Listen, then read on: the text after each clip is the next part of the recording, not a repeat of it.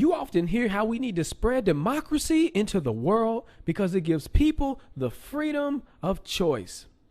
Well, you are going to learn today that this so-called democracy doesn't need to be spread anywhere in the world. The American voting system is one of the most powerful forms of manipulation because it allows you to think you are actually making the choice of your elected officials. Why? Because they tell you anybody can become president here. Look at you saying, I raised my kid up real nice. One day they just might become president of the United States of America. We hear that a lot, don't we? Well, let's look at the 3 requirements. What are the 3 requirements to be president? Number 1, you must be a natural born citizen. 2, you must be 35 years old. And 3, you must have lived in the United States for at least 14 years. Now, with those generic requirements, tell me why all of the presidents except one, Martin Van Buren, are all direct descendants from King John of England, aka one of the most evil men in history. And for all the new people who are like, that's too long ago to matter, it was only about 849 years ago. Almost all of the presidents being descendants of a king of England doesn't sound very American to me. Let's look at more recent examples. A current example is Obama. He has 6 U.S. president cousins, both Bushes, Ford, Johnson, Truman, and James Madison. Let's not forget he is also related to Cheney, Bush's VP. Oh, and we can't forget Obama's 12th cousin, J. Rockefeller. How about election '08, Obama versus McCain? They are both cousins through King Edward I from the 1200s. What about Obama versus Romney? They are both related, being direct descendants from King Edward I. What about Bush versus John Kerry? Both cousins and members of the secret society Skull and Bones. When Bush was asked about it, he said it's so secret he can't talk about it. These members are usually given key positions of power and influence because they have made a pact to push the New World Order agenda. Other big name members you may have known are William Taft, the 27th president, Prescott Bush, the senator and Wall Street banker, George H.W. Bush, 41st president, and then Dana Milbank, who works for the Washington Post. And you better believe he is posting lies. Now, I'm going to use the Bushes and Clintons as examples of how messed up this election system is. Under Reagan, there was a vice president. That was George Bush Sr. He was a Republican. He was a vice president for 8 years, 1981 through 1989. Then he became president for 4 more years right after 1989 through 1993. Now, one big question I want to ask all y'all, how in the heck were y'all okay with a former director of the CIA becoming president? He was a CIA director. I'm talking about George Bush Sr. That don't even sound right to me. Anyways, 12 years of a Bush. Then we get Bill Clinton, Democrat, for 8 years. That's 1993 through 2001. Then we get another Bush, Republican, for 8 years, 2001 through 2009. What the heck is going on here? In 2007, we get Obama, the black Bush, on the scene running for president against Hillary Clinton. Obama is a Bush without the last name. Remember, he is cousin to George Bush and Sr.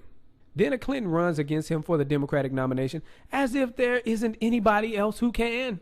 Obama during the campaign says, we need somebody new, not Hillary Clinton. He then gets in office and puts Hillary Clinton as the Secretary of State. What the heck wrong with him?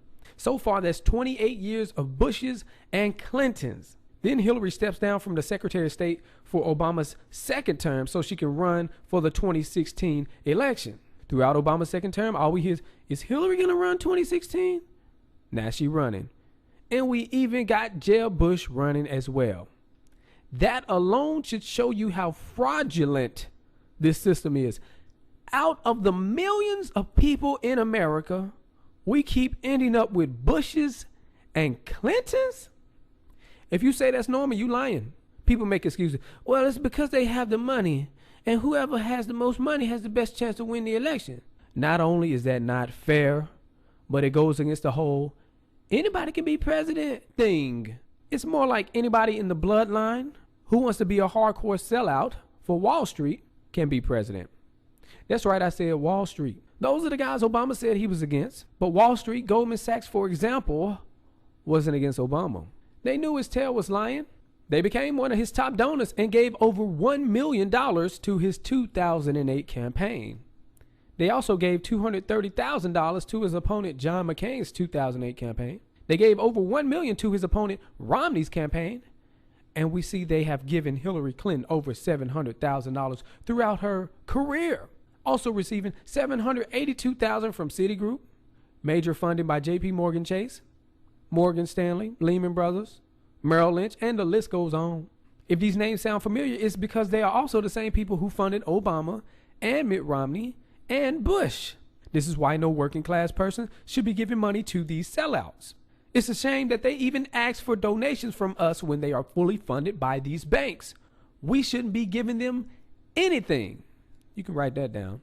These candidates, the news says, are the most credible are the Wall Street candidates. They are paid to sell you these puppets. See, they benefit when their paid off candidate gets into office. And that's not just for presidents, but for any other office. What kind of benefits are we talking about? Well, for one, a blind eye gets turned to all of their dirty deeds. For two, they get more money. I mean, like a whole lot of money. I'm talking about numbers that don't fit on a calculator money. In September 2008, the economy crashed and they said we got to bail out the banks so it doesn't get worse and turn into the Greater Depression. So the $700 billion bailout, aka the Emergency Economic Stabilization Act of 2008, aka Wall Street bailout, was enacted to save the day. First problem with that is the $700 billion. That's a whole lot of money. Second problem, the bill had no oversight and ended up going up to a whopping $29 trillion. And the big banks were more than happy about that. Citigroup getting $2.5 trillion, Morgan Stanley getting $2.04 trillion, Merrill Lynch getting $1.949 trillion, Bank of America getting $1.344 trillion, Goldman Sachs getting $814 billion. Pay attention. Now, the bill was supposed to be for $700 billion. And then you see Goldman Sachs receiving way over that amount with $814 billion. J.P. Morgan Chase receiving $391 billion. And it's funny how they get this money and then they go on to buy Washington Mutual. Bush, Obama, Romney, and Hillary are all in favor of that bailout. They are all in favor of the Federal Reserve.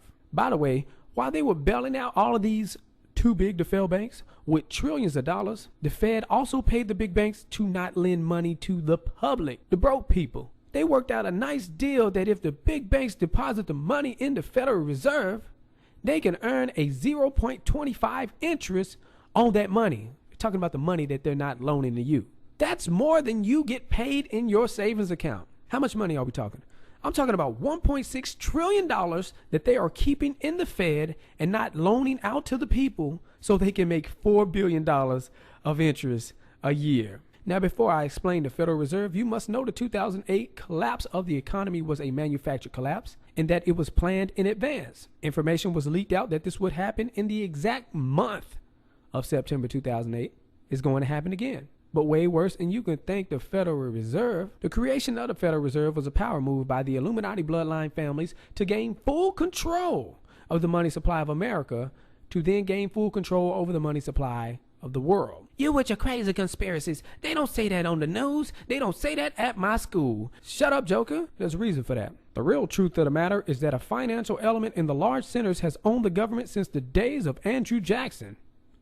And that was a quote from U.S. President Franklin D. Roosevelt in 1933. What does U.S. President Thomas Jefferson say? The Bank of the United States is one of the most deadly hostility existing against the principles and form of our Constitution. Andrew Jackson didn't like the private central banks either. He's quoted saying, "The bold efforts that the present bank has made to control the government and the distress it has wantonly caused are but premonitions of the fate which awaits the American people should they be deluded into a perpetuation of this institution or the establishment of another like it. If the people only understood the rank injustice of our money and banking system, there would be a revolution before morning." Jackson hated the Bank of the United States, which was a private central bank like the Federal Reserve. The name Bank of the United States was a cover to make it seem official. The name really doesn't matter since it's private. It could have been called Chase That Dragon Bank. That might blow the cover though. The Bank of the United States, like the Federal Reserve, bought off candidates, paid them to change positions. Jackson told this to his VP. The bank, Mr. Van Buren, is trying to kill me, but I will kill it. He then vetoed the renewal of the charter for the Bank of the United States on July 10th, 1832. That meant that the bank was done for. Then on January 30th, 1835, the banks really did try to kill him in an unsuccessful assassination attempt. Bring it back. So this backs up what the quote from the 32nd U.S. President Franklin D. Roosevelt said. The real truth of the matter is that a financial element in the large centers has owned the government since the days of Andrew Jackson. President James A. Garfield said, any party which commits itself to paper money will go down amid the general disaster covered with the curses of a ruined people. He was for the gold standard, which restricts the private banks. James A. Garfield was mysteriously assassinated July 2nd, 1881. Why? Well, let's ask the 7th Vice President, John C. Calhoun. A power has risen up in the government greater than the people themselves, consistent of many and various powerful interests combined in one mass, and held together by the cohesive power of the vast surplus in banks. Again, that was John C. Calhoun, the 7th Vice President of the U.S., warning you about these jokers, not some bought and paid for news anchor on Fox News or MSNBC. Not some joker who always slouched on the couch watching TV, eating chicken nuggets, talking about, he just stupid, that's what it is, because I never heard of this. You never heard of this because you be on that couch talking about, quiet down Kardashian zone, looking joker. What is the Fed? The Fed, as we know it, was created from the Federal Reserve Act of 1913. Because people were aware of the tricks of the private banks, they were against the big banks. We're talking about in those days. That's why the Federal Reserve Act of 1913 was marketed to the public as something that was against the big bad private bankers. So the people would rally Congress for this to pass. The problem with this is that the big bad private bankers are the one who wrote the Federal Reserve Act of 1913. Wait a minute. In a secret meeting. Wait, on a private island. Wait for it. Called Jekyll Island. Now how shady can you get? Extra shady if you have people like the Rockefellers and J.P. Morgan writing the act outside of Congress for Congress to pass, which gives a private bank the power to print money out of thin air. Doggone it, you might as well give Fat Jason the power to print money out of nothing. Let's just forget we've been using gold and silver as the one true valuable currency for the past 5,000 years. You're going to see why these sellout politicians like the Federal Reserve Act of 1913 so much. Watch this. So the government needs $500 million for whatever reason. They go to the Federal Reserve, Fat Jason, and say, Fat Jason, can you loan us $500 million? We need it really bad. Then Fat Jason writes a check to the government for $500 million and say, here you go. Now remember, you got to pay me back with interest. Here's the big problem. Fat Jason didn't have $500 million in the first place. So how was he giving somebody else $500 million? He just wrote a hot check. And in a normal situation, that check would bounce like rubber and he would be in jail. But that's not happening. We have to pay this joker back with interest after he wrote a hot check. This is why Fat Jason has a lot of friends, because he has the ability to write unlimited checks for unlimited amounts of money and still remain above the law. Sellouts know they can go to Fat Jason and request ridiculous amounts of money, and it won't be a problem because they both know he is just writing fake checks. And then they just print the money out from the fake checks. Break it down. Our money is being created out of thin air. Your dollar exists because somebody asked somebody who don't have a dollar for a dollar. Then they wrote a hot check. Then the dollar was printed. Let's call them hot dollars. Hot dollars represent all of the dollars we have in supply.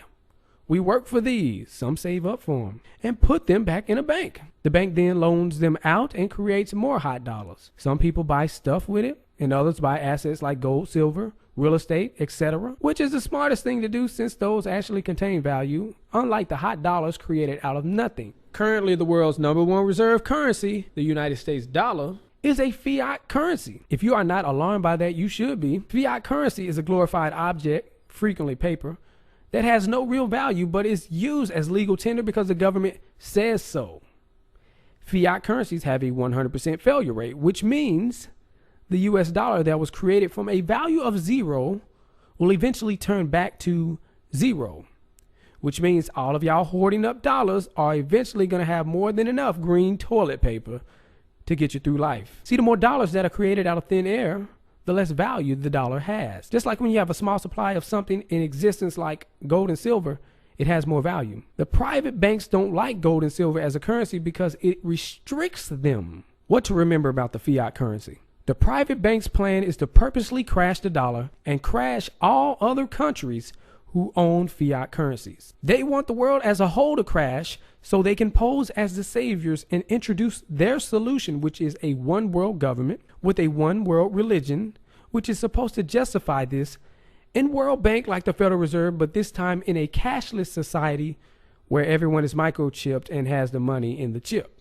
This cashless society makes the new World Bank's job easy because they can just type the numbers in a computer to create the money. So you see, the Fed is horribly corrupt. It has no oversight. Nobody really knows who owns it. It doesn't report to Congress, the president, and definitely not the people. It's always writing hot checks, yet it has never been audited. Let's say that again.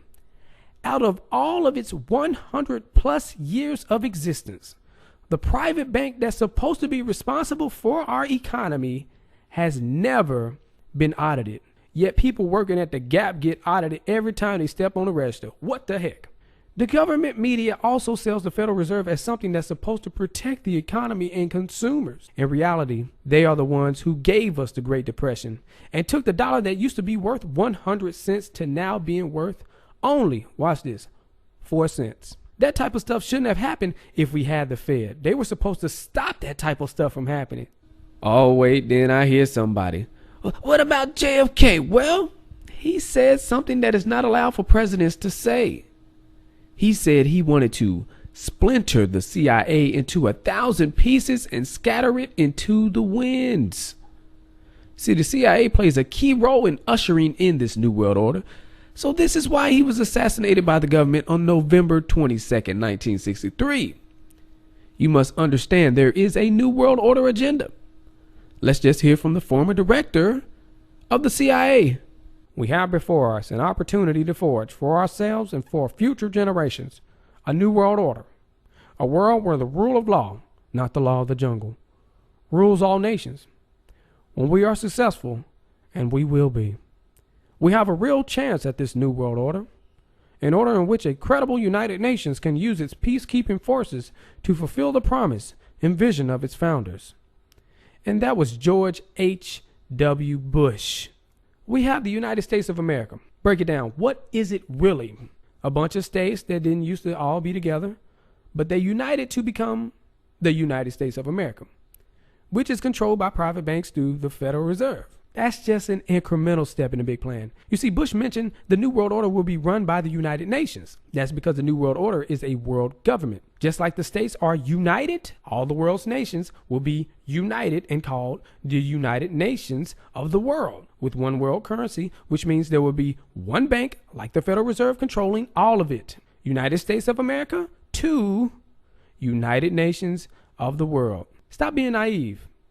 If anybody has the chance of controlling the world, it's most likely those with the money. I'll take it even further. If anybody has a chance of controlling the world, it's most likely those who can write unlimited checks for an unlimited amount of money, creating money out of thin air, then taking the money to buy off politicians, universities, scientists, news media, and anything else that's able to be sold. To understand the American election system, you must understand that all the major media outlets have been bought off by the private bankers. It's been this way now and before you were born. They hype up these two parties, Democrats in the blue and Republicans in the red, as the only credible parties who can become president and hold office. They work as a distraction so you don't see the real controllers, that is, the owners of the Federal Reserve. Many know the Fed as the Illuminati Bank. Remember, they print the money and they even remind us that it's their money and we owe them. You see on the dollar it says Federal Reserve Note, and then on the back it has the Illuminati Pyramid. Both parties act like they are against each other, but like I showed you earlier, both sides are related and receive sellout money from the same big banks like Goldman Sachs.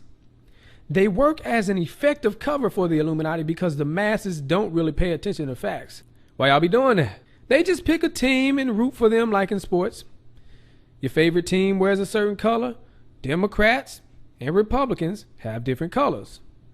They corner the masses by saying it's left versus right, which is broadly saying there are only two choices.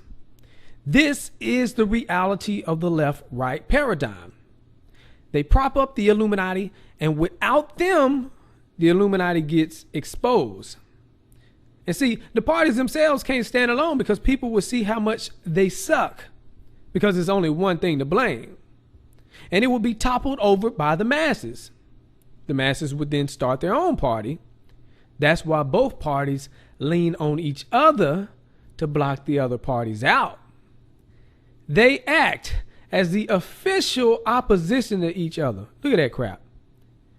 The news also works to legitimize that in the eyes of the masses. They don't allow any third parties or independents in the debates or general election coverage because it would expose the corrupt two parties.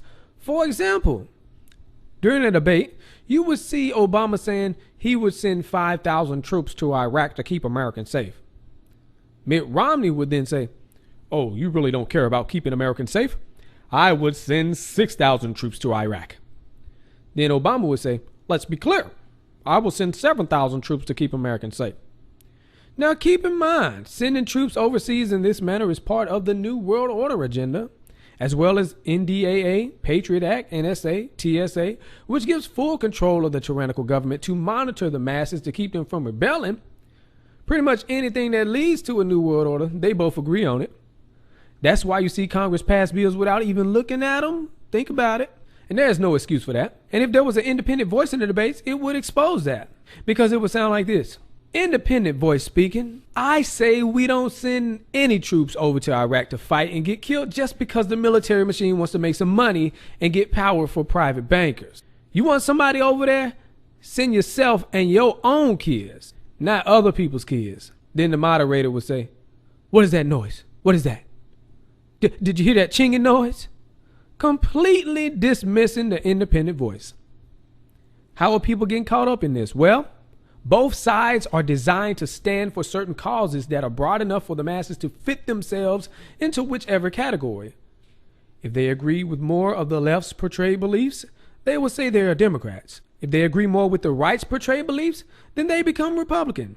Race, social class, gender, religion, and sexual orientation are key tools they use to keep the masses divided against each other so they won't figure out that both parties work for the same agenda. These tools of division are their favorite because they are so effective in making people stupid because they react off emotion and not from logic. Democrats fake like they are the ones fighting for the underdog. They portray to be the party for minorities, poor people, gay rights, climate change, and gun control. The main reason why they get away with the gun control push is because they portray to be people who really care about the well-being of people. So you would think them wanting to disarm citizens is a safety concern. Republicans, they portray to be a party who fights for rich people problems, also known as the rich white people party, out of touch, white people in general party, rich minorities who are not happy working so hard just to pay all these taxes and we got people doing nothing on welfare party, tax cuts, anti-gay rights and wars, and sometimes Hispanic party. Let's break down one of their key division tools they like to use, gay rights. See, because gay people need to feel like they have a voice too. So Democrats gladly accept this role, even though they only do this to get gays to accept the New World Order. That's right. To Democrats, gays are a political pawn. Y'all better pay attention. They don't care about anybody's rights. You don't really notice it because the fake opponent teammate, Republicans, play the role of the anti-gay party. This only reinforces that Democrats must really be for gay rights. Republicans say all these bad, out-of-touch things about gay people, so then they can give the Democrats their talking points only to strengthen their support. The stronger the support for one side, the stronger the left-right paradigm gets. That means it's harder to see the criminals on top, the Illuminati bank. The Democrats always get to play the good guy when Republicans go on about the gays. Here is where the little game ends. Most of the Republicans are gay.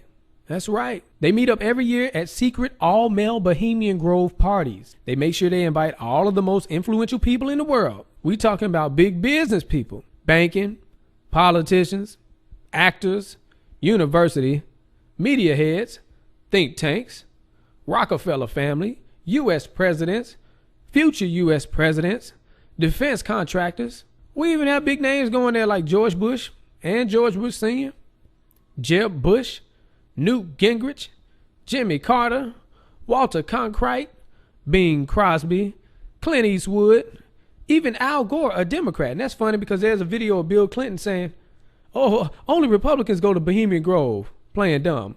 We got Danny Glover, Richard Nixon, and he said it was the gayest thing he ever seen, by the way. You can look that up. Colin Powell, Ronald Reagan, Donald Rumsfeld, and Arnold Schwarzenegger, just to name a few. What are they doing here besides planning out the world's next decade that includes future presidents? Well, they order gay male escorts. And there's only one reason why I can see why gay male escorts could be coming to an all-male retreat. And it ain't playing basketball. Besides, I don't think David Rockefeller can dribble a basketball 2 times. So you telling me Danny Glover is gay? Well, he is at a gay party. Look at him kissing this guy. Why Glover goes there, I don't know. You should ask him. But what is the point? The anti-gay stance by Republicans is a fraud since they are gay, and their fake stance is only used to give credibility to their two-party teammate, the Democrats. The Democrats took over the gay vote deceptively through the CIA-created counterculture of the 1960s. Time to break the Democrats' favorite card. No, don't do it. Don't do that. No. Too late. I'm about to do it. No, please. Please don't do it. I'm doing it, Joker. Democrats act like they are the party for minorities. And at this time, majority of black people automatically vote Democrat without question because Democrats portray to be for them.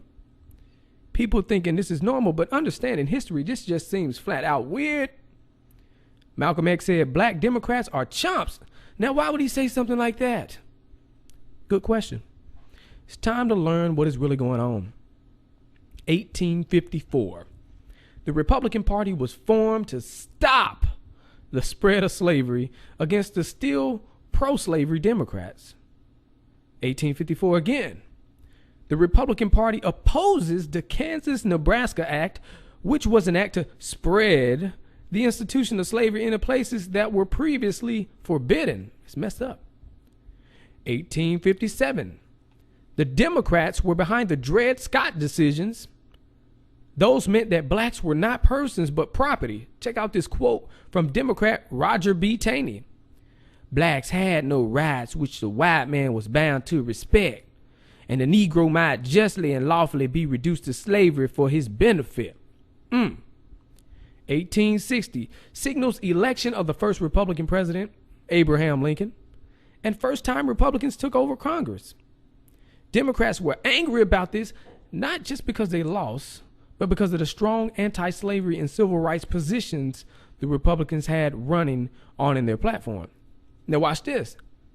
The Southern Democrats were so mad that they left Congress and seceded and created the pro-slavery Confederate States of America that had its own president. We're talking about February 4th, 1861. Northern Democrats hated the Republicans' anti-slavery and civil rights views, but they were against the secession. Understand that. Let me break down again how horrible this is. We had Democrats secede and create their own nation just because they wanted to keep slavery. We had a civil war because Democrats wanted to keep slavery. Let's go to some excerpts of what the Vice President of the Confederacy, Alexander H. Stephens, said in his cornerstone address, March 21st, 1861. And remember, Alexander H. Stephens was a Democrat. Okay. The new Constitution has put at rest forever all the agitating questions relating to our peculiar institutions. African slavery as it exists among us, the proper status of the Negro in our former civilization. This was the immediate cause of the late rupture and present revolution.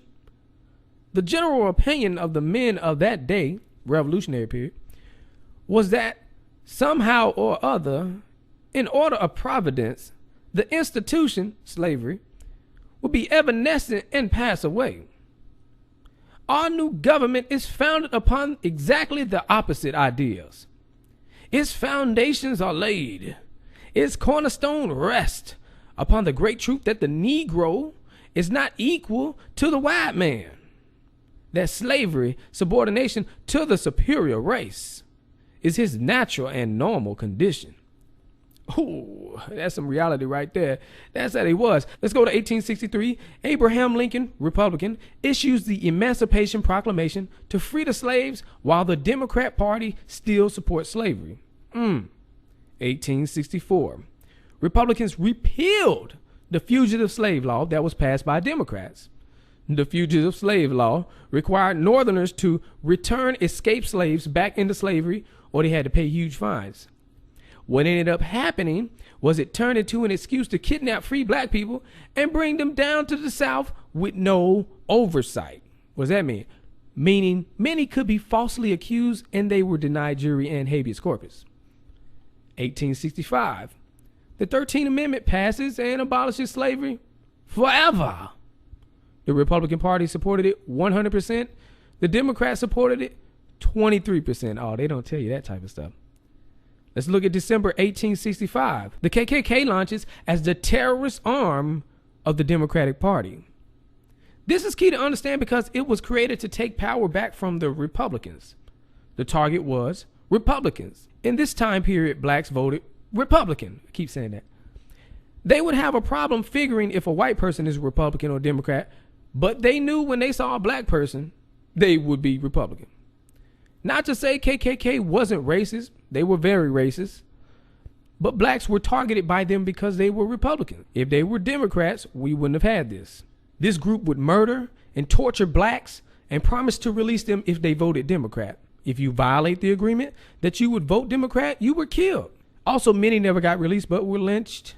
They also attacked and murdered white Republicans. Here's some instructions from the military arm of the Democratic Party, red shirts. Every Democrat must feel honor bound to control the vote of at least one Negro by intimidation, purchase, keeping him away, or as each individual may determine how he may best accomplish it. We must attend every radical meeting that we hear of, whether they meet at night or in the daytime. Democrats must go in as large numbers as they can get together and well armed. Behave at first with great courtesy and assure the ignorant Negroes that you mean them no harm. And so soon as their leaders or speakers begin to speak and make false statements of the facts, tell them then and there to their faces that they are liars, thieves, and rascals, and are only trying to mislead the ignorant Negroes. And if you get a chance, get upon the platform and address the Negroes. In speeches to Negroes, you must remember that argument has no effect upon them. They can only be influenced by their fears, superstitions, and cupidity. Do not attempt to flatter and persuade them. Treat them as to show them you are the superior race, and that their natural position is that of subordination to the white man. Never threaten a man individually. If he deserves to be threatened, the necessities of the time require that he should die. What the heck? 1866. The Republican Party passed the Civil Rights Act of 1866 to protect the rights of newly freed slaves, while the Democratic Party treats newly freed slaves like second-class citizens. Blacks outnumbered white voters in the South, and Democrats hated that. They hated it so much that they attacked the Republican convention and killed 40 blacks, 20 whites, and wounded 150 people. This is why the KKK was founded, to combat the blacks being elected and outnumbering white Democrat voters. Blacks elected in the 1860s. Yeah, that's right. July 4th, 1867. The Republican Party of Texas was founded. This is the same Texas that Democrats refer to now as the good old boy racist white people Texas. Well, the Republican Party of Texas was founded by 150 blacks and 20 whites. Blacks also founded Republican parties in other states in the South. One more time, I said in the South. The first 42 blacks elected in state legislature were all Republicans. Louisiana's first 95 black representatives and first 32 black senators were all Republican. Alabama's first 103 blacks elected were all Republicans. Mississippi's first blacks elected were all Republicans. South Carolina's first 190 blacks elected were all Republicans. Virginia's first 46 blacks were all Republicans. Florida's first 30 blacks elected were all Republican. North Carolina's first 30 blacks were all Republican. Georgia's first 41 blacks elected were all Republicans. This is one heck of a history lesson. This is also one heck of a present lesson, because we can see what actually happened in our history and see that these sellout jokers in the present are lying to us, which means we don't listen to them in the future. 1868, the 14th Amendment passes and recognizes newly freed slaves as U.S. citizens. The Republican Party supported 94%. Democratic Party supported 0%. No Democrats from the House, no Democrats from the Senate voted for it. 1870. The 15th Amendment passes and secures the right to vote to newly freed slaves. The Republican Party supported it 100%. The Democratic Party supported it 0%. There was no support. Also, since the 15th Amendment, 1870, to the Constitution abolished slavery, Democrats had to find another way to maintain the white supremacy system. So they used black codes. These were laws passed in southern states which had the intent and the effect of restricting blacks' freedom and of compelling them to work in a labor economy based on low wages or debt. Slavery without a chain, pretty much. Some states made it illegal for blacks to own weapons. Remember, corrupt government don't like armed citizens. And barred them from owning land because poor people are easier to control and keep down. Democrats have used black codes before the Civil War too. We can see in Indiana. Article 13 of Indiana's 1851 Constitution stated, "No Negro or mulatto shall come into or settle in the state after the adoption of this Constitution." The Illinois Black Code of 1853 prohibited any black persons from outside of the state from staying in the state for more than 10 days, subjecting black persons who remained beyond the 10 days to arrest, detention, a $50 fine, which was a lot back then, or deportation. And black codes also barred interracial marriage. Let's look at the Mississippi black codes. Be it enacted that no freed man, free Negro, or mulatto, not in the military service of the United States government, and not licensed so to do by the board of police of his or her county, shall keep or carry firearms of any kind, or any ammunition, dirk or bowie knife, and on conviction thereof in the county court shall be punished by fine, not exceeding $10, and pay the cost of such proceedings, and all such arms or ammunition shall be forfeited to the informer.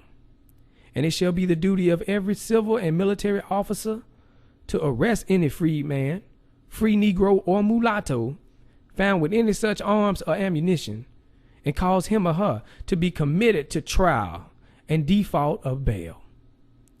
All freed men, free Negroes, and mulattoes in this state over the age of 18 years old found on the second Monday in January 1866 or thereafter, with no lawful employment or business, or found unlawfully assembling themselves together either in the day or nighttime, and all white persons so assembling themselves with freed men, free Negroes, or mulattoes, or usually associating with freed men, free Negroes, or mulattoes, on terms of equality, or living in adultery or fornication with freed women, free Negro or mulatto, shall be deemed vagrants, and on conviction thereof shall be fined in a sum not exceeding, in a case of free man, free Negro, or mulatto, $50, and a white man, $200, and imprisoned at the discretion of the court, the free Negro not exceeding 10 days, and the white man not exceeding 6 months. The Reconstruction Amendments were created to stop these. 1871. Republican Party passes the Civil Rights Act of 1871, which is the anti-KKK Act. The North and South Democrats didn't want this passed. 1874. Representative James T. Rapier, Republican from Alabama, said in a speech, "Democrats were hunting me down as the partridge on the mount night and day with their Ku Klux Klan simply because I was a Republican and refused to bow at the foot of their bayout." 1875. The Civil Rights Act of 1875 passes. It is the first anti-discrimination law in America. Republicans support 99%. Democratic Party supported 0%. And 1876. The year the momentum stopped. Democrats gained control of the Senate. And as a result, the civil rights movement was squashed, with no civil rights bills being passed for 85 years. They also barred blacks from federal office for 70 years. They worked to reverse all the civil rights laws that were passed earlier. They did this using Jim Crow laws. Yes, these are the same Jim Crow laws Martin Luther King fought against. And what are Jim Crow laws? Well, here are some examples. Nurses. No person or corporation shall require any white female nurse to nurse in wards or rooms in hospitals, either public or private, in which Negro men are placed. That was in Alabama. Buses. All passenger stations in this state operated by any motor transportation company shall have separate waiting rooms or space and separate ticket windows for the white and colored races. That was in Alabama again. You see, it was the Democrats who tried to get Rosa to go to the back of the bus. But see, now they want to act like they all honor her. Intermarriage. The marriage of a person of Caucasian blood with a Negro, Mongolian, Malay, or Hindu shall be null and void. That was in Arizona. Cohabitation. Any Negro man and white woman, or any white man and Negro woman who are not married to each other, who shall habitually live in and occupy in the nighttime the same room, shall be punished by imprisonment not exceeding 12 months or by fine not exceeding $500. That was in Florida. Education. The schools for white children and the schools for Negro children shall be conducted separately. That was in Florida. Barbers. No colored barber shall serve as a barber to white women or girls. That was in Georgia. Burial. The officer in charge shall not bury or allow to be buried any colored persons upon ground set apart or used for the burial of white persons.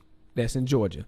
Restaurants. All persons licensed to conduct a restaurant shall serve either white people exclusively or colored people exclusively, and shall not sell to two races within the same room or serve two races anywhere under the same license. Georgia. Prisons. The warden shall see that the white convicts shall have separate apartments for both eating and sleeping from the Negro convicts. That's Mississippi. And then it goes so on and so on and so on. So we see it was the dang Democrats who brought about this whites only, coloreds only garbage. And these are just a few of them. In the 1890s, Democrats enacted literacy tests that asked ridiculous, confusing questions. And if you didn't pass, you couldn't vote. Poll taxes, which blacks and poor whites couldn't afford, so they weren't allowed to vote. Elaborate registration systems and whites-only Democrat Party primaries called white primaries to exclude black voters. Ain't it crazy that the people claiming that they're all about democracy are the original perpetrators of voter suppression? And that voter suppression worked. 1882, in Mississippi, there were 70,000 more blacks than whites, but the white voters outnumbered black voters 8-1. In Birmingham, Alabama, out of 18,000 of the blacks there, only 30 were allowed to vote. In Texas, the number of black voters fell from 100,000 to 5,000. Alabama and Florida black voters dropped 90%. By the 1940s, only 5% of blacks were registered to vote. In Selma, 1965, blacks outnumbered whites, but in voters, it was 99% white, 1% black. This is the first major step on how they were able to convert black voters into Democrats. They chopped down the number of black Republican voters through the intimidation of the KKK, saying, vote Democrat or die. Then brought in the literacy test, poll taxes, and other regulations to drastically reduce the amount of eligible black voters. For example, in Birmingham, out of 18,000 blacks, only 30 were allowed to vote. Then take the small amount of black voters remaining and convert them to Democrat voters. The kids of these will grow up as Democrats, and the grandkids of those will grow up as Democrats, not really understanding the true history of what happened. 1900. Democrats tried to repeal the 14th and 15th Amendment. Remember, the 14th Amendment recognized free slaves as U.S. citizens, and the 15th Amendment secures the right to vote to newly freed slaves. Let's see what Democrat U.S. Senator Ben Tillman says. We made up our minds that the 14th and 15th Amendment to the Constitution were themselves null and void, that the Civil Rights Act of Congress were null and void, that oaths required by such laws were null and void. 1914, Democrat President Woodrow Wilson segregates the federal government and the U.S. military. Wilson was also a former KKK member. 1915, the Democratic President Woodrow Wilson shows the first movie ever shown in the White House, and it was a KKK movie. Here's a quote from it. "The organization that saved the South from the anarchy of black rule, but not without the shedding of more blood than at Gettysburg." 1922, Republican Leonidas Dyer passes the first anti-lynching law through the House of Representatives. 119 members voted against the bill. 16 were Republicans. 103 were Democrats. 1957, Republican President Dwight Eisenhower passes the first civil rights law in 82 years. With the Civil Rights Act of 1957, Democrats, of course, filibustered a bill, delayed the process in attempt to block it. Republican Party supported 92%. Democrats supported 54%. 1960, Republican President Dwight Eisenhower passes the Civil Rights Act of 1960. Democrats filibuster this bill too. Republicans support 93% and Democrats support 68%. 1964. Civil Rights Act of 1964 was introduced. It outlawed discrimination based on race, color, religion, sex, or national origin. It ended unequal application of voter registration requirements and racial segregation in schools, at the workplace, and by facilities that serve the general public. It was presented to Senate and was opposed and filibustered by Democratic Senator Robert Byrd, who also was a former KKK member. It passed thanks to Republican Minority Leader Everett M. Dirksen, who also wrote the language of the bill. Everett also voted for the anti-poll tax and anti-lynching measures. That same act was signed into law by Democrat President Lyndon B. Johnson. Now, Lyndon B. Johnson was the vice president to John F. Kennedy. And as we remember, John F. Kennedy was killed by the government, so Lyndon became president. Lyndon opposed every civil rights bill for 20 years straight. Here's a quote from him. "I have voted against the so-called poll tax repeal bill. I have voted against the so-called anti-lynching bill." So why would this man sign into law the Civil Rights Act of 1964? Well, let's look at his quotes. This will show you his mentality. These Negroes, they're getting pretty uppity these days, and that's a problem for us since they've got something now that they've never had before. The political pull to back up their uppityness. Now we've got to do something about this. We've got to give them a little something, just enough to quiet them down, not enough to make a difference. That was Lyndon B. Johnson. And when explaining why the Civil Rights Bill was important to him, he said, "I'll have those N-words voting Democratic for the next 200 years. Again, that was Lyndon B. Johnson. Let that sink in. To fully understand what is happening here, you must understand the time. The 60s were a time of social revolution. Many people were waking up to the corruption, which brought the counterculture of the 1960s. The racist ways of the Democratic Party could not exist in this era without being shunned and fought by the masses. We had leaders like Martin Luther King and Malcolm X, both born in the 1920s, by the way, who were able to connect and effectively expose to the new generation how stupid racism is. Lyndon Johnson, the guy who opposed every civil rights bill for 20 years straight and was born in 1908, understood this. Democrats knew this was the opportunity they had to take the black vote. I'll break that down after this. It's time for everybody to know who this Lyndon B. Johnson character really is. In the 1964 election, we had Democrat Lyndon B. Johnson versus GOP nominee Republican Barry Goldwater. Goldwater was the Ron Paul of his time in that he was for the Constitution and was hated by the media because he was anti-establishment. During the Republican primaries, he went against pro-establishment.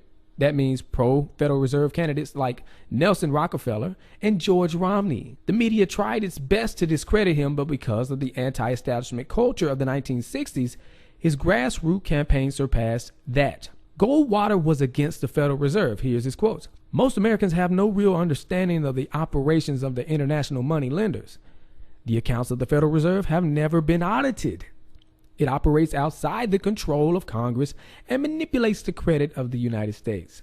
That's Barry Goldwater. He was also great friends with JFK, and they planned to fly around the country together and run a joint platform to have real debates so the public can make a clear choice in the 64 election. As we know, that wasn't the case with Kennedy dead. So Goldwater went against Lyndon, and the agreement of a joint campaign or debates for the people was thrown out the window by Johnson. Not only that, but there were no debates at all in the 1964 election simply because Lyndon Johnson didn't want to debate. Of course, the establishment loved that. So how did the people decide who they would vote for? It was through campaign ads. And Lyndon was the dirtiest player in the game. An example is he ran an ad of a little girl counting flowers. And as she counts the flowers in the dramatic scene, an atomic bomb blows up the girl. Then it says, vote Lyndon B. Johnson. Pretty much because we don't want this to happen, even though Goldwater was against the war. Here is the key deceptive tactic Lyndon used that is not most known. He created an ad where it has the KKK saying they support Goldwater for president. Then at the end says, vote Lyndon for president. That shows you the mentality of Democrats. This is the new way the Democrats and the terrorist arm of the Democratic Party, KKK, took control of the black vote. And they've been using this tactic ever since. That's why Democrats always bring up race.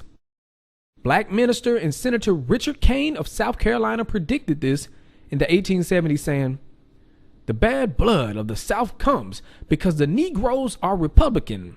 If they would only cease to be Republicans and vote the straight out Democratic ticket, there would be no trouble. Then the bad blood would just sink entirely out of sight. How did Democrats get away with painting Goldwater as a racist? That's because Goldwater opposed the Civil Rights Bill of 1964 because he saw things in the bill that were unconstitutional, talking about Titles 2 and 7. They hid that Goldwater was not a racist and supported the Civil Rights Bills of 1957 and 1960. And he was opposed to discrimination or segregation on the basis of race, color, creed, or any other basis. These deceptive Democrats get all the credit by major media for getting rid of Jim Crow. But let's not forget history. There was a civil rights movement in the 1860s that was gaining so much momentum.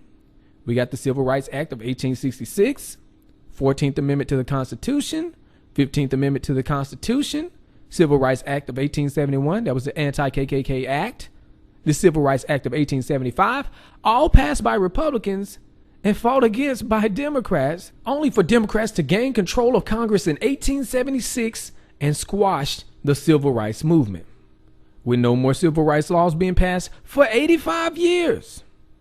They are the ones who brought the Jim Crow laws because they couldn't get rid of the 14th and 15th Amendment. This is the party that terrorized blacks for over 100 years straight. They are the only political party in history to repeatedly murder black people. Lyndon B. Johnson, remember, said, I'll have those N-words voting Democratic for the next 200 years. And what they do? Give us a janky old sellout for the banks, Barack Obama. Trying to change the history books by having the first black president be a Democrat. I think it would be more accurate if he had a KKK hat. And I'm still not through with Lyndon. He was the one acting like he wasn't going to escalate the war, but as soon as he got back in office, he did exactly that. It's even worse because he let the bankers convince him to stage the Gulf of Tonkin incident. The official story was that the North Vietnamese torpedo boats launched an unprovoked attack against a U.S. destroyer boat that was on routine patrol in the Tonkin Gulf on August the 2nd, 1964.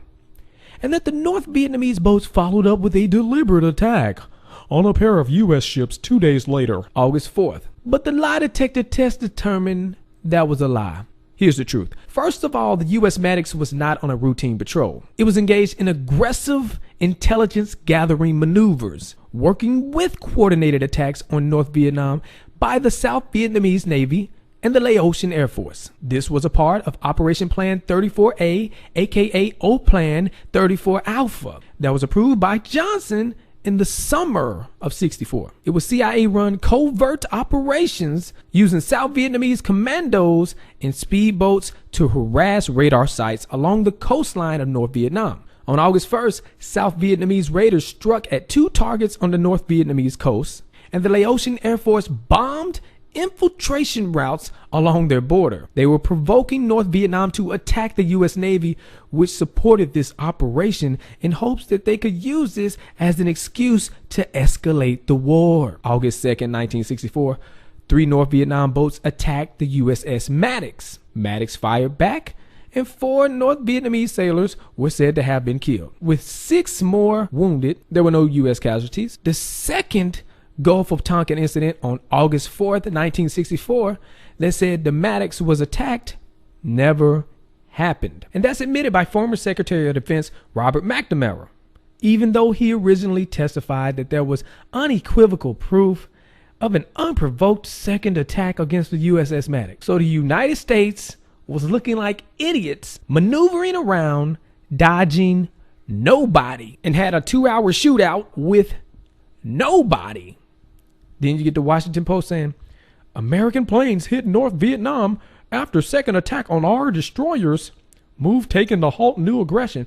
What move? Lyndon B. Johnson came out with the Gulf of Tonkin resolution as a retaliation to a fake attack. Y'all better understand this. The resolution escalated the Vietnam War, which resulted in 58,000 dead Americans and 3 million dead Vietnamese. The New York Times said Lyndon went to the American people last night with the somber facts. The Los Angeles Times told Americans to face the facts that the communists, by their attack on American vessels in international waters, have themselves escalated the hostilities. Both parties voted for the Gulf of Tonkin resolution. That's right. The 88th Congress of the United States was full of crap, just like the current Congress. Only 2 senators voted against it, and this is 100% proof that both parties work against the interests of the public. People were drafted into this war over a fake event. And you see these sellout politicians and media played right along with it. Lyndon got the country all riled up like we had to respond, but then says later in 65, for all I know, our Navy was shooting at whales out there. Oh, this is the type of stuff this government does. See, they tried to get JFK to do Northwoods, but he rejected it. Understand, the presidential spot is a puppet position. They only allow people to get that spot if they feel they can completely control them. For example, Hillary Clinton. Lyndon was a rollover sellout. What was Operation Northwoods? Operation Northwoods was a plan to create fake attacks on friendly defected Cubans, U.S. military bases, and U.S. citizens, all designed to appear conducted by Cuba. Let's take a deeper look at what they wanted JFK to do with Northwoods. This information is declassified. You do your own research, you will be shown that. Page 8 of 15-page George Washington University file on Operation Northwoods, page 5 of Pentagon report. This plan should be developed to focus all efforts on a specific ultimate objective, which would provide adequate justification for U.S. military intervention. Such a plan would enable a logical buildup of incidents to be combined with other seemingly unrelated events to camouflage the ultimate objective. I think I've seen this before. Pages 10 through 11 of 15-page George Washington University file on Northwoods, page 7 and 8 of Joint Chief Reports. A series of well-coordinated incidents will be planned to take place in around Guantanamo to give genuine appearance of being done by hostile Cuban forces. A. Incidents to establish a credible attack. Start rumors, many. Use clandestine radio. 2. Land friendly Cubans in uniform over the fence to stage attack on base. 3. Capture Cuban-friendly saboteurs inside the base. 4. Start riots near the base main gate. Friendly Cubans. 5. Blow up ammunition inside the base. Start fires. 6. Burn aircraft on airbase. Sabotage. 7. Lob mortar shells from outside of base into base. 8. Capture assault teams approaching from the sea or vicinity of Guantanamo City. 9. Capture militia groups which storms base. 10. Sabotage ship in harbor, large fires, naphthalene. 11. Sink ships near harbor entrance. Conduct funerals for mock victims. Did you hear what I just said? Mock victims. How low can you go? This is what this government does to convince you to follow their agenda. It's all about you. They need you to create their new world order. And don't be naive and think they still don't do stuff like that. We have better technology and they have a lot of practice. So in this day and age, you should be alert. The news isn't going to tell you, hey, this is fake, just so you know. No, they're going to sell the lie. Let's jump back on the timeline. 1966, the FBI created Kwanzaa to further the divide between blacks and whites. Remember, division is how they maintain power. 1968 and 1972. What happened here? This is when Republican Richard Nixon started the Southern Strategy. The Southern Strategy was a plan for Republicans to become the party for racist Southern white people. This was in response to the Democrats finally taking over the black vote after all the killing, intimidation, and deception. Remember, Democrat President Lyndon B. Johnson said, I'll have them ends voting Democrat for the next 200 years. Since blacks are voting Democrat for such a long time, they knew racist whites wouldn't want to be in the same party. So Republicans ran campaigns in ways that would attract the white racists without being too obvious. The plan was to ignore black voters and nominate candidates who would appeal to white people only. They still do that to this day. For example, John McCain and Mitt Romney, who both can't connect with minority voters. You would think they would want a candidate who would be able to connect with everybody, but that's not the aim. The aim is division. The Republican Party has an air of racism to get those racist white voters. Democrats understand Republicans are doing the Southern Strategy. That's why they always over-eagerly state how much they care about black people every given chance. Only so they can be the contrast of the Republican Party and try to erase history and get you invested in the system. Again, the Southern Strategy is why Republicans come off as the dumb, out-of-touch, closed-minded, racist Christians. It is deliberate to maintain the left-right paradigm. For example, Bill O'Reilly. When white racists hear him speak, it fuels their racism. When Democrats hear him speak, they become more Democrat. Before we move on, I'm giving a special shout out to the Quakers who were against slavery even way back in 1688. Before these dumb political parties, that's right, there's more to Quakers than the oatmeal box. So Democrats took the black vote by deception. Democrats did the same thing with women's rights, and they snatched that up in the 1960s as well. As we see it now, Democrats are supposed to be the reasonable ones, caring for the rights of women, and Republicans are supposed to be the out-of-touch, ignorant Christians who are against women's rights. All this phony crap. But who are the originals? 3 names. Lucretia Mott, who was an American Quaker, abolitionist, women's rights activist, and social reformer. Elizabeth Cady Stanton, considered to be the greatest speaker of the early women's rights movement, and her friend, Susan B. Anthony, born into Quaker family, fought against slavery since the age of 17. 1856, she became New York State agent for the American Anti-Slavery Society and played a pivotal role in the women's suffrage movement. It is very rare that you hear a Democrat mention Susan B. Anthony. Why? Because Democrats were the ones against women's rights. A warrant for Susan B. Anthony's arrest was issued on November 14th, 1872, after a Democratic poll watcher named Sylvester Lewis filed a complaint. November 18th, 1872, Susan B. Anthony was arrested for voting after boasting to Elizabeth Cady Stanton that she voted for the Republican ticket straight. At the request of Susan B. Anthony, Senator A.A. Sargent, a Republican from California, introduced the 19th Amendment in 1878, also known as the Susan B. Anthony Amendment, that prohibits any United States citizen from being denied the right to vote on the basis of sex. Now that you know some history, what should we know about 1878? Well, in 1876, Democrats still took over Congress.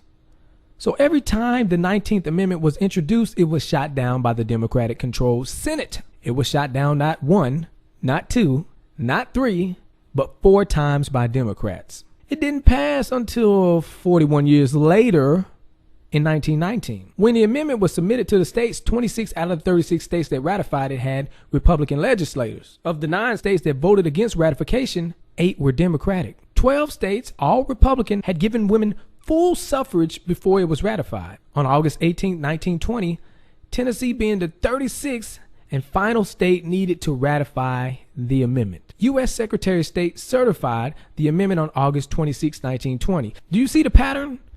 Democrats fought against and tortured blacks. Now they want to change history by having the first black president be Democrat. Democrats fought against women's rights. Now all of a sudden they want to throw up Hillary Clinton, trying to change history as if Democrats are truly for women. Let's examine the 1960s again. This is the time where you can actually pinpoint where the culture of the masses changed. A deliberate, sinister change.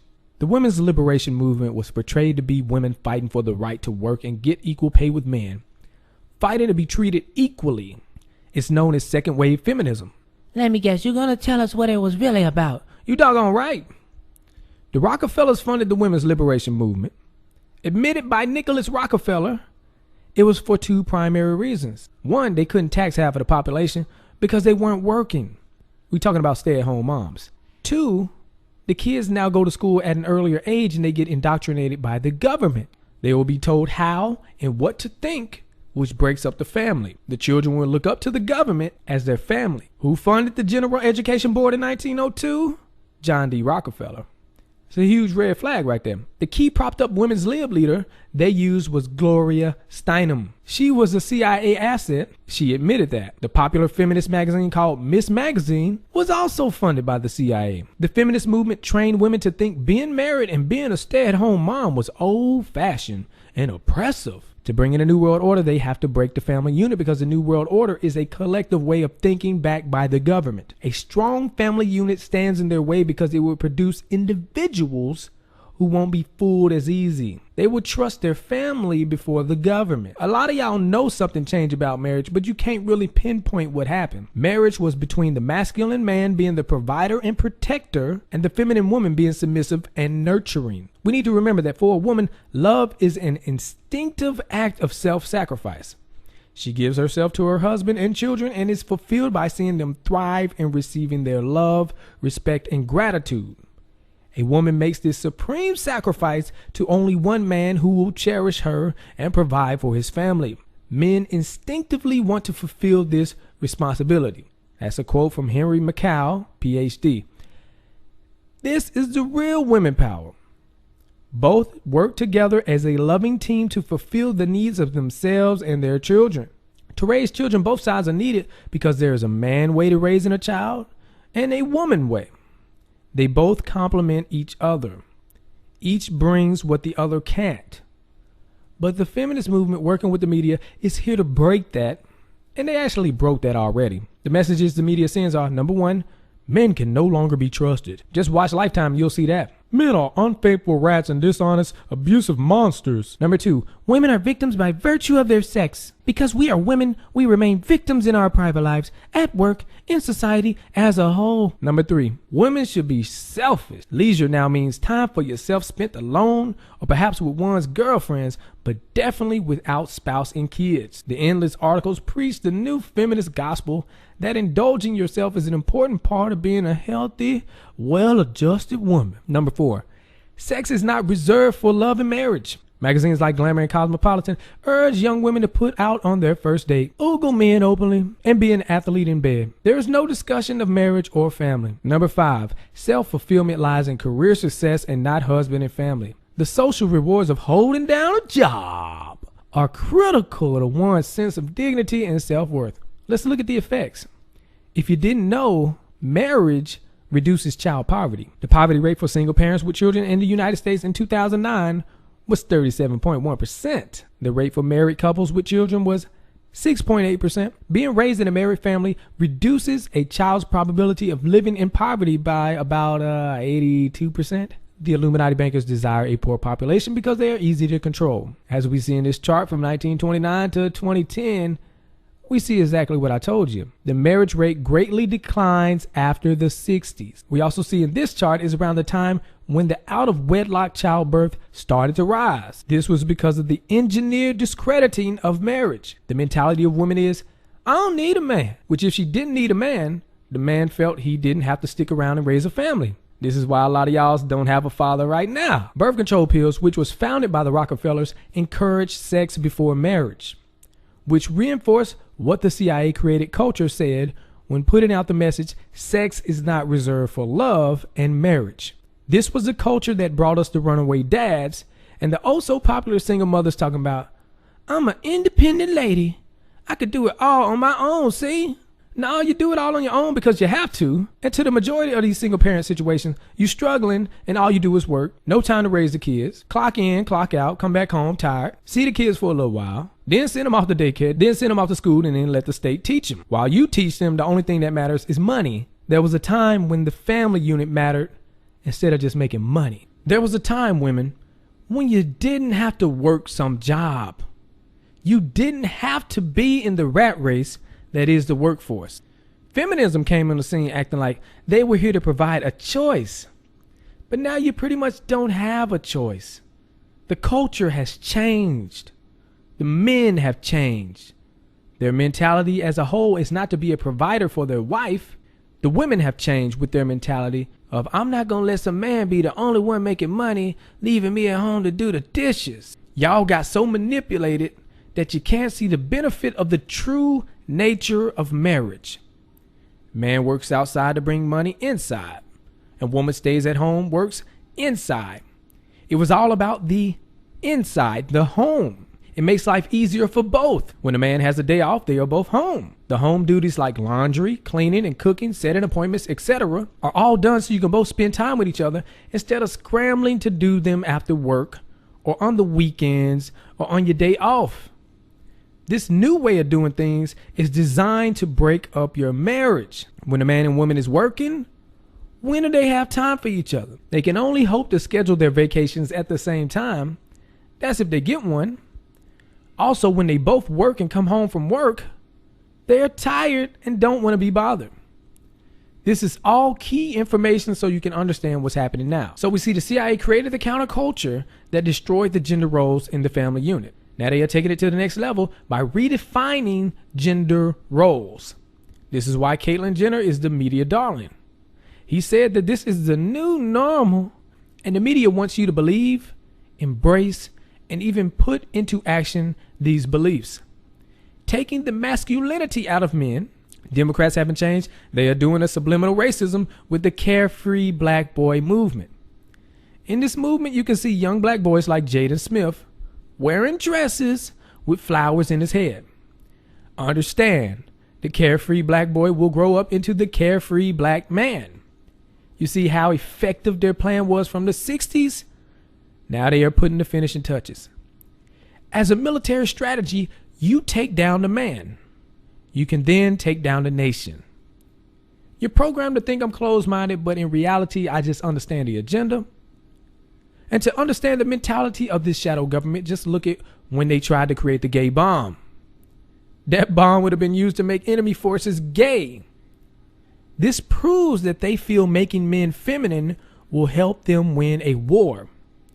Changing gender roles is no different and is a part of their end game. We see a divide and conquer game. The division is a distraction. Man versus woman, rich versus poor, white versus black.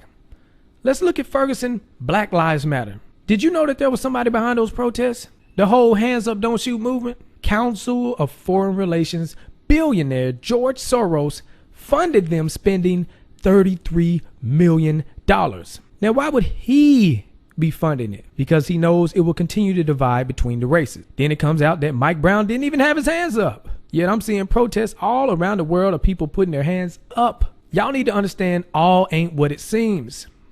They put provocateurs in those protests to provoke the police to cause more chaos so the government can bring in the National Guard and have martial law. They hope for mob mentality to take over and more to do the same. For the government, this is an ideal situation because their new world order comes from order out of chaos. I understand the injustice and the evils of the largest gang in America, the police force, is deeper than that. I also understand that there are those who will purposely sell out and provoke you to bring martial law upon yourselves. This is why you see them wearing "I Can Breathe" shirts after Eric Garner was killed. That's the man who was choked to death by cops for selling loose cigarettes. See, when martial law comes, they feel like they are immune. I believe in protesting, but from what I've been seeing, your protest ain't good enough. It's not effective if you always end up in a negative light.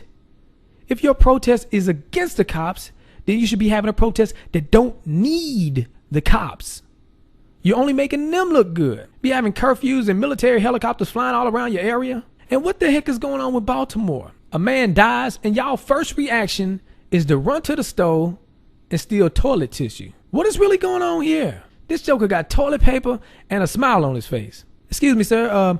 Are you protesting for Freddie Gray? This has to be the most elaborate toilet paper commercial I have ever seen. And why you gotta have the tongue out? Why are we waving the paper in the air?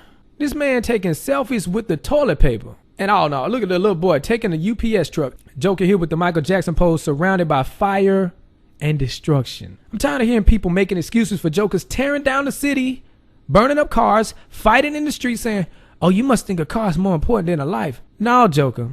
You must think burning down a car is more important than more innocent lives getting killed. I see emotion and no logic.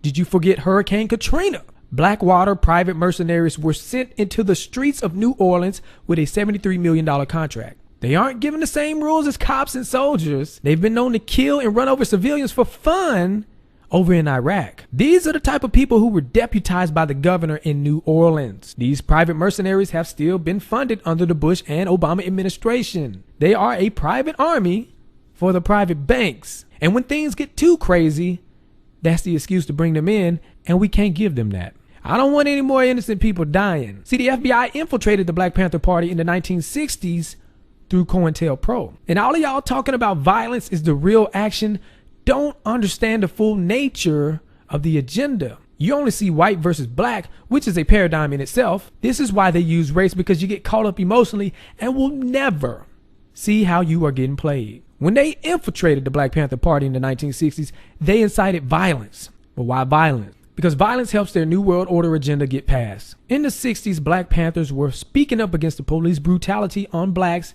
in Oakland. Sound familiar? FBI informant Richard Aoki infiltrates the Black Panthers and gives them firearms and weapons training. They end up having shootouts with Oakland police, and Black Panthers end up being killed. Fast forward and you look at Ferguson and you see the new Black Panther Party agitating the Mike Brown situation with plots to blow up the St. Louis Arch and kill the police. And even how they throw things at the cops to provoke them to attack the rest of the protesters. This is how the peaceful protesters get framed. They use violence to discredit the whole cause. And when the cops start arresting protesters, the general public will say, they had it coming, instead of, this should not be happening to those protesters who are standing up for what's right. The government wants the violence so they can use it against you. And remember, I showed you, George Soros had paid protesters in Ferguson. I bet you didn't even know those paid protesters also showed up in Baltimore and McKinney. And what the heck, Black Lives Matter? You doggone right. But you see a lot of black people saying this, but where they at though? Where they at though? The abortion clinic.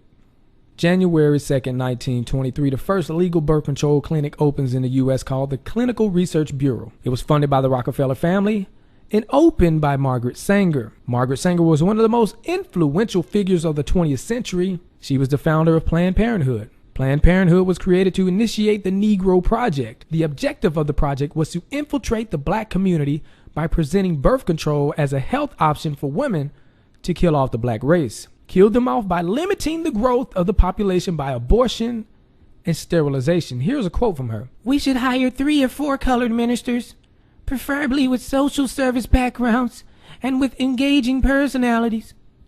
The most successful educational approach to the Negro is through a religious appeal.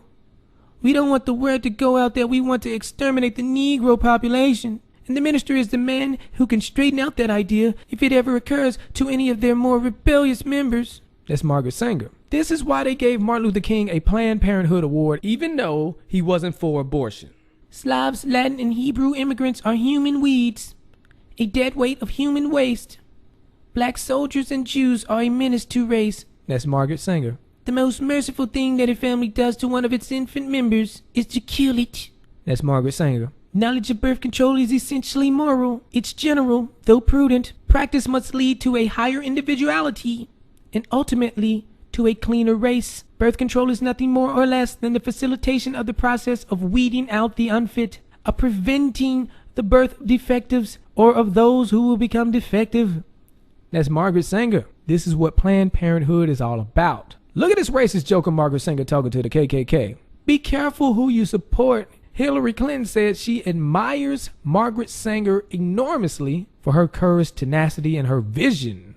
Well, we know her vision. Of course, we can't forget Obama. This is why your birth control is free under Obamacare. That's right. Democrats still getting black people killed. Now, you would like to just say everything I'm saying is just some stupid conspiracy theory. Too bad I don't do conspiracy theories. It is exactly what I've shown you it is. Blacks comprise of only 13% of the population of America, but account for 37% of all abortions. Black women are 5 times more likely to abort than white women. Planned Parenthood, the largest seller of abortions in the United States, has located 80% of its abortion clinics in minority neighborhoods, disproportionately targeting minorities for abortion. Since 1973, black women have had 16 million abortions. In New York City, there were 56,000 black pregnancies in 2012. Of that total, 31,000 were aborted. That figure represents almost 50% of all abortions in New York City, despite the fact blacks represent less than 15% of the population. So clearly the plan of the racist baby-hating founder Margaret Sanger is working. This is why Planned Parenthood was created. Who has the pro-abortion stance? The Democrats. They always promoting abortion with some story of young women getting raped, and now her life is over. Let's get real here. 93% of the abortions worldwide are for social reason. Rape and incest are only 1%. They're still writing off to the 1960s CIA created feminist culture to appear like they're for women, talking about how they are for women.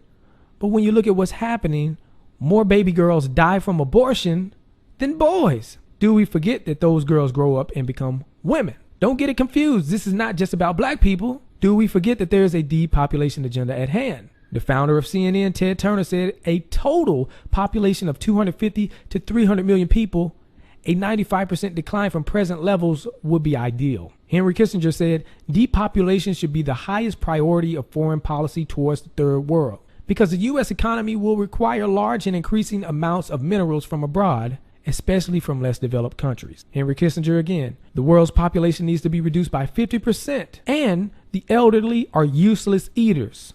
What the heck? And that's just not some Harry off the street. Henry Kissinger is one of those Illuminati jokers. Former Secretary of State under Nixon. Let's look at other things both parties are supposed to fight against each other for. Democrats are supposed to be for gun control. Republicans are supposed to be pro-Second Amendment. First of all, that's a big joke. Democrats should be the last ones talking about gun control because they were the ones putting guns to the heads of black people, telling them to vote Democrat. Remember, they passed the black codes to block blacks from owning guns. And if you look at it today, the black codes are still having an effect, and that they tricked blacks into becoming Democrats. Democrats have the anti-gun stance, which would make blacks not want to own guns. The reason we have the Second Amendment right to bear arms is to protect us from a tyrannical government. The people who want a tyrannical government are the people pushing for gun control. Those people are the ones behind the Federal Reserve and control both parties. So Republicans are just putting on a show to keep you invested in the lie. Look at how you got hoodwinked into Obamacare. You see the Republicans and Democrats arguing over it, but how did you accept it? They told you we need to go against the big bad insurance companies. The big bad insurance companies are making it hard for everybody with these prices and rules. So they proposed this universal health care plan that would eliminate that. The problem is that they allow the big bad insurance companies to co-write the bill. Does that sound familiar? Yeah, remember, that's how the Federal Reserve was created. You can throw any other topic up that they are supposed to be against,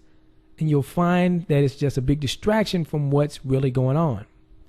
Republicans are supposed to be the pro-war, anti-terror, pro-NSA, pro-TSA party. You would have seen that under Republican Bush. And the Democrats protested against the wars, the Patriot Act, TSA, and all these things. But under Obama, they flat out accepted it. This is how they get people to accept their New World Order agenda.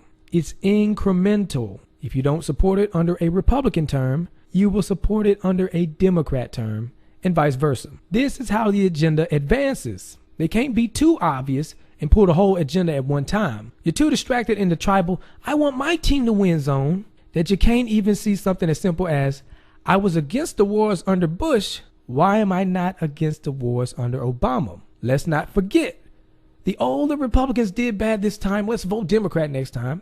Then the Democrat does bad, so let's vote Republican next time. America will always lose with Democrats and Republicans. You think it doesn't affect you, but it does. The whole society is molded by these two parties. The masses are given a template of what to think and believe in from the stances of the two parties. For example, When Democrats put Jim Crow in place, it enabled and strengthened racism on a everyday level. Segregated bus stops, bathrooms, water fountains, etc.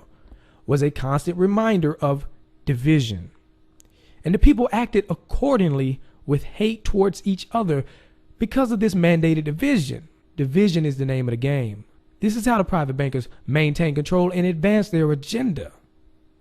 The way they maintain power is by giving you the illusion of choice. While you fight over the illusion, they get a lot done. There's only one way to end this video. Remember who collapsed the economy.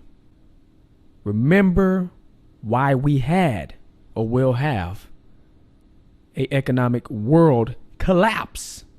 Whether you're watching this before it happens, whether you're watching it while it's happening, whether you're watching it after it happens. This is the key point to understand. And understand, the government will not save you. They're the ones that did it. And you're over here putting all your trust in this left-right paradigm, left versus right, when they are planning sinister things such as this, hurting you and your families just so they can pose as the saviors and offer some solution that they already have made up before it even happens. Understand that gold and silver can preserve the value of your money. Understand the more money they print, the less value it has. Understand it took 224 years to get $5.6 trillion in debt in America. But yet it took 16 years under Obama and Bush to more than double that with the $18.1 trillion in debt. That's $12.5 trillion in 16 years. Understand, let's not look at those puppets, Obama and Bush.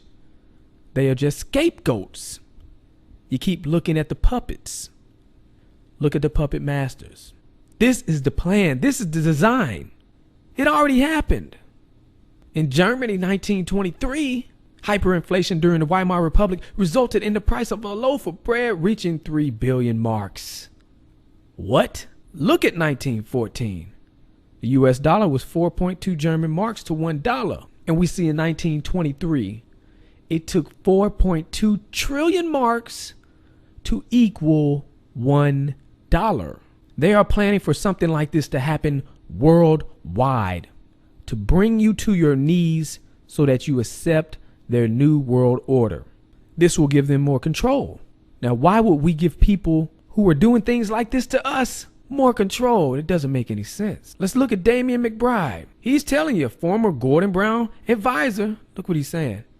People should stock up on canned food and bottled water. Let's look at it now. They telling you, advice on the looming crash. Get hard cash in a safe place. Don't assume banks and cash points will be open or bank cards will work. That's your warning. Crash advice 2. Do you have enough bottled water, tinned goods, and other essentials at home to live a month indoors? If not, get shopping. Crash advice 3. Agree a rally point with your loved ones in case transport and communication gets cut off. Somewhere you can all head to. They even warning you. But you ain't gonna listen. They know that. But I guess they feel better that they at least warned you. But what you want to do? Call people crazy. People are preppers. They're just crazy. Now those people are smart. So you want to say I'm crazy for talking about this right now? But everybody's going to be talking about this in a little while. So we got Gordon Brown's former advisor. Who is Gordon Brown? This man right here. Prime Minister Gordon Brown, former. And this is what happened with the last collapse. But this one's going to be way worse than this. But look at what he said. Look at the mentality. Gordon Brown calls for New World Order to beat the recession. Just like I told you. Mr. Brown will call on fellow world leaders to use the current worldwide economic downturn as an opportunity to thoroughly reform international financial institutions and create a new, truly global society with Britain, the U.S., and Europe providing leadership. Now, this was from way back November 2008. But you better believe the game has not changed. The mentality is still the same. This is what they will offer you when they crash the economy. And if you're smart, you won't accept it. Because people who would do something like this to you with the control they have now would do even worse things with worldwide control. Red Silver J, all I gotta say.